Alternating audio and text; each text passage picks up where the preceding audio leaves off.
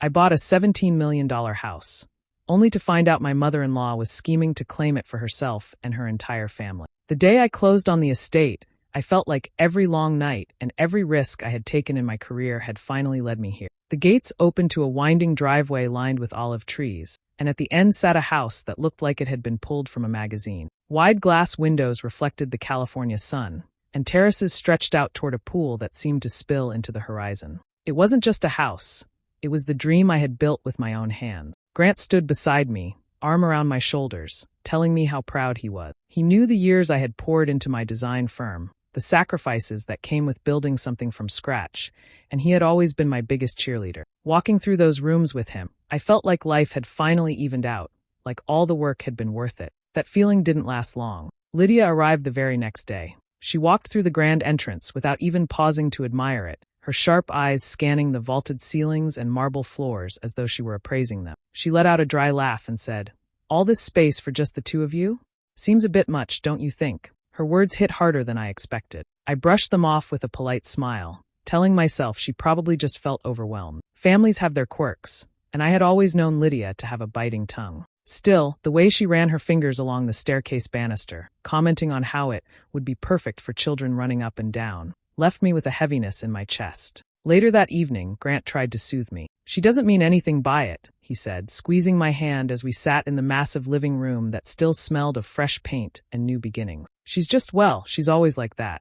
I nodded, forcing myself to believe him. After all, it was easier to think of it as harmless than to let suspicion grow. But as I lay in bed that night, staring at the dark ceiling above me, I couldn't shake the unease. There was something in Lydia's tone that lingered, like a shadow stretching longer than it should. She hadn't sounded like someone making an offhand comment. She had sounded like someone planting a seed. I told myself I was being dramatic. I told myself every family had its tensions, and this was just another one of those moments I'd learned to live with. And so I buried that uncomfortable feeling deep down, convincing myself that it was nothing more than nerves. After all, I had everything I had ever wanted. Or so I thought. It started slowly, in little ways that didn't seem dangerous at first. Lydia began dropping by without calling, always with someone new in tow. Sometimes it was a cousin, other times a niece or nephew I had never met before. She would walk them through the house like a tour guide, her heels clicking across the floors as she pointed out rooms and hallways. "This is where Grant will raise a family," she would say with a smile, never once looking at me, as if I were invisible in my own home. The first few times, I tried to be polite. I offered drinks, snacks, made small talk. But each visit left me feeling like a guest in the place I had bought with my own money. She spoke about the house as though it belonged only to her son, and each time she said Grant's house, I felt a sting in my chest. Grant never corrected her. He'd just laugh it off, as though words had no weight. It grew harder to stay calm when she brought entire groups. Once she arrived with 3 children running wild through the halls, dragging their hands along the walls, bouncing on the furniture. "They just love seeing where their Uncle Grant lives," Lydia said proudly, as if their mess was a compliment. I stood in the doorway, smiling tightly, my nails digging into my palms. It wasn't a home tour anymore. It felt like a rehearsal for something else. Dinner became no easier. One night we were all seated around the long dining table, candles lit, plates filled, when Lydia leaned back in her chair and announced her latest idea. "That guest house out back could be renovated," she said casually, sipping her wine. "It would be perfect for my sister's family. They've been looking for a new place, and it would keep everyone close together." The words landed like a stone in my stomach. I glanced at Grant, waiting for him to laugh, to tell her she was being ridiculous. But he only shifted uncomfortably, avoiding my eyes. I forced a smile, asked Lydia why she thought that would be appropriate, but she brushed me off with a wave of her hand. "Oh, you'll see. It makes sense. Families should be together." I pushed my food around my plate, listening as she talked about paint colors, extra bathrooms, even where the children could play. The longer she spoke, the more her vision took shape, as if she had been planning it for weeks. I felt my throat tighten, but I stayed quiet, unwilling to start a fight at the table. Later that night, when the house was finally empty, I sat in the darkened living room, the echo of her words circling in my head. Renovating the guest house.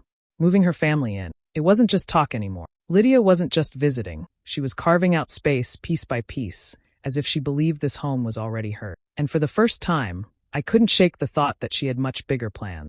One night the house was quiet, the kind of stillness that feels heavy after a long day. I stepped outside to breathe in the cool air and clear my head. The garden stretched out under soft lights, and that's when I heard Lydia's voice. She was tucked near the hedge, her phone pressed close, speaking low but sharp.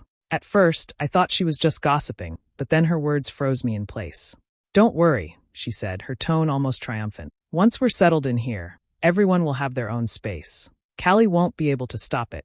I stood there, hidden in the shadows, my heart hammering. Settled in here. Everyone will have their own space. It hit me all at once. This wasn't casual talk or daydreaming. She had a plan. She wasn't just parading relatives through the house for fun. She meant to bring them here, to move them in, as if this estate had been waiting for her whole family. My stomach twisted. I gripped the edge of the patio railing so tightly my fingers ached. How long had she been plotting this? How many of those innocent visits had been part of her scheme? Suddenly, every offhand comment, every suggestion about the guest house, every smug smile made sense. She wasn't hinting, she was preparing. I wanted to storm over, snatch the phone from her hand, and demand answers. But fear held me back. What if I confronted her and she twisted it, made me look paranoid? Worse, what if I told Grant and he didn't believe me? He'd already brushed off her comments before. If I told him I overheard his mother saying those words, would he defend me, or would he choose her? The thought made my chest ache. I replayed her sentence over and over. Callie won't be able to stop it. The certainty in her voice cut deeper than any insult she had ever thrown my way. She truly believed she could push me aside in my own home. I crept back inside, careful not to make a sound. The house suddenly felt colder, the walls too wide, the silence too loud. I sat at the edge of the couch, staring at the dark window, torn between anger and fear. If I stayed quiet, she would keep pressing forward. If I spoke up, I risked losing Grant's trust. That night I barely slept, lying awake with her words circling in my head. The garden outside seemed darker than usual, almost watching me. I realized then that this wasn't just about rude visits or casual comments. Lydia had already drawn a line, and I was on the wrong side of it. I couldn't hold it in any longer. The weight of what I'd heard in the garden pressed down on me until I finally sat Grant down in the living room. The night was quiet, the kind of stillness that makes every word sound sharper than it should.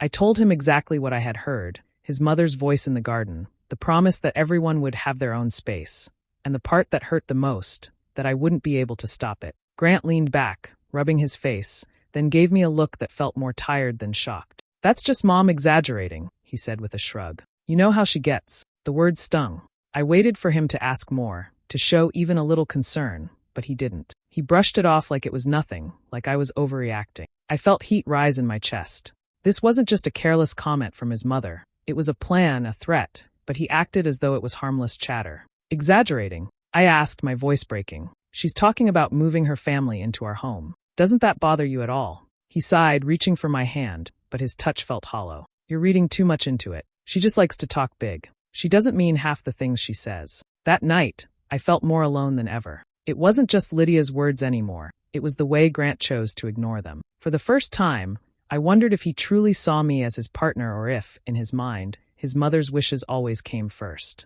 Over the next few weeks, little signs began to show. Furniture I hadn't ordered arrived at the house. A large oak dining table, a set of couches, even drapes that clashed with the ones I had chosen. Each time, Grant explained that his mother thought they would fit better and had gone ahead with the order. He said it casually, as though it were a small favor. But to me, it was another message. Decisions were being made without me, about the home I had worked so hard to buy. I would walk through the rooms and see pieces of Lydia's taste settling into the space, pushing out mine. Each new item felt like an intrusion, proof that she was inching her way deeper into our lives. I tried to talk to Grant again, tried to make him see how this was slowly erasing me from my own home. But his answers never changed. "She's just trying to help. It's not a big deal. Don't take it so personally." I stopped arguing after a while, but inside, the anger and hurt only grew. Lydia had crossed a line, but what cut deeper was realizing my husband wasn't standing beside me. Instead, he was quietly letting her take over, one decision at a time. It was a Saturday morning when I first saw the truck outside the gate. At first, I thought maybe Grant had ordered something else without telling me, another surprise from his mother's suggestion. But when the movers began unloading large boxes onto the driveway, I knew something was wrong. I stepped outside, trying to stay calm. Lydia stood there with her usual smile, directing the men as though she owned the place. "Don't worry, Callie," she said when she noticed me. "We're just storing a few things here for a little while. No trouble at all." Her words were smooth, but the scene in front of me told a different story. This wasn't a few things. Mattresses were being carried inside, along with dressers and bins stacked high. I watched as a box labeled kids' clothes was set on the porch, and the knot in my stomach grew tighter. I followed her inside, my voice sharp now. "What is all this?" Who are these for? She didn't even pause. For my sister's family. They've been going through a rough patch, and there's plenty of space here. It just makes sense. She said it so matter-of-factly, as though she didn't need my permission. I felt my chest tighten with rage. You can't just move people into my home, I said, my voice shaking. This isn't your decision. That's when her smile disappeared. Her face hardened, and her words came out like knives. This house is for my son's family, not yours. The silence that followed was louder than anything I had ever heard. For a moment, I couldn't even breathe. She hadn't slipped or misspoken. She meant every word. To her, I wasn't part of this family. I was an outsider standing in the way of what she believed was rightfully. The movers hesitated, glancing between us, unsure of what to do. My anger boiled over. Get everything back on that truck. Now! Nothing stays here. My voice shook, but I meant every word. Lydia's eyes narrowed. You're being dramatic. Grant will understand. He knows this is what's best. That cut even deeper. She was so sure of him, so confident that her son would back her up, no matter how outrageous her behavior became. For the first time, I felt the ground beneath me shift. This wasn't just a battle over furniture or space. This was about belonging, about who truly had a place in this family, and in this home. I stood my ground, watching as the movers slowly carried the boxes back outside. Lydia muttered under her breath the whole time, calling me selfish, ungrateful, and worse. But none of it stung as much as the truth I had just learned. In her eyes, I had never been part of the family at all. One afternoon, I was in the study sorting through bills and mail when I noticed an unfamiliar folder tucked between envelopes. It had been left carelessly on the desk, the kind of thing someone didn't mean for me to see. I opened it, and what I found made my stomach twist. Inside were legal documents, already filled out, with my address printed across the top. The papers weren't about repairs or taxes, they were about the deed to the house. The form showed everything being shifted into Grant's name only. My name, the one I had signed proudly when I bought the estate, was nowhere. At the bottom, there were notes scribbled in Lydia's handwriting, along with the business card of a lawyer I had never heard of. The details looked rushed, messy, almost secretive, but one thing was clear. She was trying to erase me from my own home. I sat frozen, staring at the papers until the letters blurred. My hands shook as I carried them into the living room, where Grant was flipping through a magazine like it was any other day. I dropped the folder on the coffee table, my voice tight. Explain this. He glanced at the documents, and instead of looking shocked, his face fell in a guilty way that told me he already knew. He ran a hand through his hair, sighing heavily. Mom just thinks it's safer this way. To protect the family. The words made my chest ache. Protect the family? Protect who? This house is mine. I bought it. I paid for it. Why would she even think this is okay?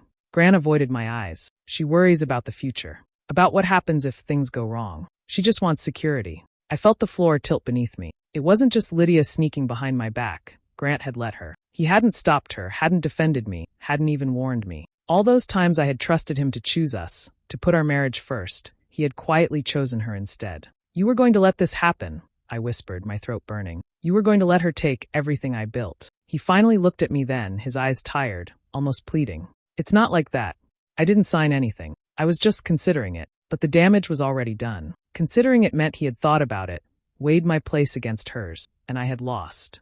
The man I had trusted with my life, the partner I had believed would always stand beside me, had betrayed me in the worst way. I turned away, holding the papers against my chest as though they were a knife I needed to keep from cutting me deeper. In that moment, I knew something had broken that couldn't be fixed. My marriage wasn't what I thought it was. My home wasn't safe. And the person I loved most had quietly been standing on the other side all along. I took a deep breath and told myself I wasn't going to lose control. Instead of letting anger take over, I focused on protecting myself. I started thinking clearly, planning carefully, and making sure I had everything I needed to stay safe and strong. I knew that if I stayed calm, I could turn the situation around without anyone realizing. The first thing I did was call my attorney. I explained everything in detail and made sure they understood my side completely. I asked them to gather all the documents showing that I alone had paid for the house. Every bill, every receipt, every record I had, I made sure it was organized and ready. I wanted to make sure there was no way anyone could claim otherwise. It felt empowering to know that I had solid proof on my side, and it gave me a quiet confidence that I hadn't felt in a long time. While that was happening, I started quietly preparing the divorce papers. I didn't tell Grant or anyone else what I was doing. I didn't want anyone to know what was coming. I took my time, making sure everything was precise and accurate. Every word mattered, and I made sure nothing could be twisted or challenged. Doing this work in secret gave me a sense of control I hadn't had before. I wasn't rushing, I wasn't panicking, I was just steadily making my way toward the outcome I wanted. At the same time, I decided not to interfere with Lydia and Grant. I knew they were already digging their own grave with the choices they were making. I didn't need to rush or push. I just needed to stay ready and wait. It was strange, but I felt almost like a predator, quietly watching, waiting for the right moment. I wasn't cruel. I was careful, strategic, and patient. Letting them make mistakes on their own made my plan stronger. I focused on staying calm and steady every day. I reminded myself that this was my life, my home, my future, and I deserved to protect it. I kept all my actions private, making sure no one could predict what I was doing. Every phone call, every document, every small step I took was part of building my security. I felt a sense of clarity that I hadn't felt before, like the fog of chaos had finally lifted. Even when I saw Grant or Lydia, I stayed composed. I smiled politely, said the right things, and kept my true feelings hidden. No one could see what I was planning, and that made me stronger. I knew that when the time came, I would have everything in place.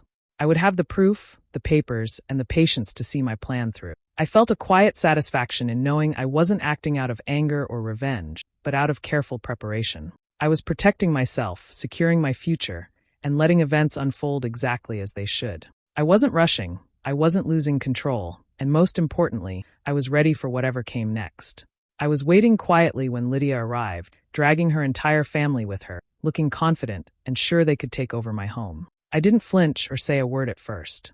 I let them think they were in control for a moment, just to see how far they would push. When Lydia started talking about moving in, I stepped forward calmly and held up the legal deed. I looked her straight in the eyes and said clearly, "This house is mine, and mine alone." My voice didn't shake, and I made sure everyone there could hear me. I could feel the tension rise in the room as the words sank in. Lydia gasped and shrieked, insisting that Grant had rights too. She tried to make it sound like they were entitled to everything, but I stayed calm. I had already prepared for this moment. I told them both that Grant had signed a prenuptial agreement years ago, and that agreement protected me and this house. I watched their faces change as reality started to hit. I didn't yell or beg, I just spoke with certainty. I made it impossible for them to argue without looking foolish. I wanted everyone there to see the truth for themselves, and I wanted to feel the power of standing up for what was rightfully mine. Every eye in the room was on me, and I didn't flinch under the attention. I told them to get out.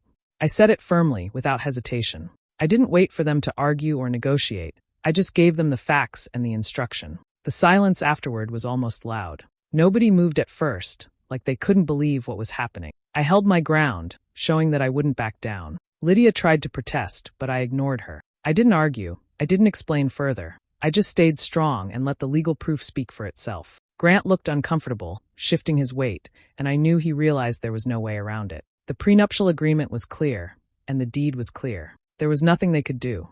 I felt a strange mix of relief and satisfaction as they started to leave. It wasn't about revenge anymore. It was about standing firm and protecting what I had worked for. I didn't gloat. I didn't celebrate loudly, but inside, I felt a quiet victory. I had prepared carefully, stayed calm, and now the outcome was exactly what I wanted. Once they were gone, I walked through my house, taking in every room. Everything felt secure and mine. I had faced the challenge without losing control, without anger dictating my actions. The house was safe, and I was in control. I could finally breathe, knowing that I had handled the showdown with strength and intelligence, and that nothing could take this away from me. Grant came to me, his face full of worry, and he started begging. He said he was just trying to keep the peace, like that could explain everything he had done. I looked at him carefully, noticing every word, every hesitation. I could feel the weight of all the lies and betrayals behind his excuses. I didn't answer him with anger, but I didn't forgive him either. I said calmly, "Peace doesn't mean betrayal." I wanted him to understand that what he had done wasn't just a mistake, it was a choice, and it had consequences. I could see him trying to find the right words, but I didn't let him off the hook. I had already made my decision, and it wasn't going to change. Lydia, of course, couldn't handle it quietly. She started screaming, yelling at everyone in sight, and making a scene. I stayed calm, watching as movers carried her belongings back out of the house. She stomped, she shouted, and she tried to make everyone feel sorry for her, but no one joined her. I could feel a strange sense of calm as I watched her leave, knowing that her chaos no longer belonged in my life. I felt a clear sense of closure as the last of their things were taken away. The house was quiet again, and it felt like it was finally mine. I could walk through the rooms without fear or tension, without pretending or hiding. Every step I took reminded me that I had regained control, that I had stood firm, and that I had protected what was mine. I went straight to my attorney and filed for divorce. I wanted everything finalized, everything official, so there could be no confusion, no future arguments, and no lingering control from Grant or Lydia. It was a clean break, exactly what I needed. I wasn't just cutting ties with Grant. I was cutting ties with the entire Whitmore family. They had caused too much pain, too much chaos, and I knew I couldn't allow them back into my life in it. After the paperwork was filed, I felt lighter. It was like a weight had been lifted off my shoulders. I didn't have to live in fear, or pretend to be happy, or deal with their lies anymore. My life, my house, my future. It was all mine again. I could make plans without worrying about interference or betrayal. Even though the whole situation had been exhausting, I realized that staying calm, planning carefully, and standing firm had worked. I didn't need revenge. I didn't need to shout or fight. I just needed to protect myself, take action, and keep my boundaries clear. As I closed the last file and walked through the empty halls, I felt a deep sense of peace, real peace this time. I had taken control, I had defended myself, and I had ended the chaos. The Whitmores were gone, the house was mine, and I was free to start over on my own terms. Months had passed since everything with Grant and Lydia ended, and life had finally settled into a peaceful rhythm. My house, my dream home, felt like a real sanctuary now. Every room, every corner, carried a sense of calm I hadn't felt in years. I could move freely, decorate as I wanted, and breathe without worry. It was quiet, but it was the kind of quiet that felt like safety and freedom wrapped together. I poured myself into my work, focusing on my career in a way I never had before. Without distractions or chaos, I found myself growing stronger, smarter, and more confident. I learned to enjoy my independence, to appreciate the fact that I didn't need anyone else to define me or validate my life. I had always worked hard, but now I worked with a sense of purpose and clarity that made every achievement feel even sweeter. I often found myself reflecting on what had happened. Betrayal had come from the people I thought I could trust the most. That sting didn't disappear completely, but it no longer controlled me. Instead, it taught me a lesson about strength, patience, and the importance of staying calm under pressure. I realized that revenge, when planned carefully and executed with composure, had a power that anger alone could never match. It was satisfying in a quiet, controlled way that made me feel capable and in charge of my own life. I also noticed how much I had changed during this time. I wasn't the same person who had felt cornered and helpless months ago. I was stronger, sharper, and more self-assured. I could face challenges without panic, and I could make decisions that truly protected me. That sense of inner strength was one of the most rewarding parts of this victory. It wasn't loud or flashy, but it was real, and it was mine. Evenings became my favorite part of the day. I loved walking through my estate as the sun began to set, watching the golden light stretch across the gardens and windows. The house felt alive with possibility, not just as a building, but as a symbol of everything I had fought to protect. Every step I took through the halls reminded me that this place belonged to me and me alone. I smiled quietly to myself, feeling a sense of contentment that had been impossible before. I didn't need anyone else to claim it or approve of it. I had earned it through patience, planning, and steady determination. The house, my work, my independence,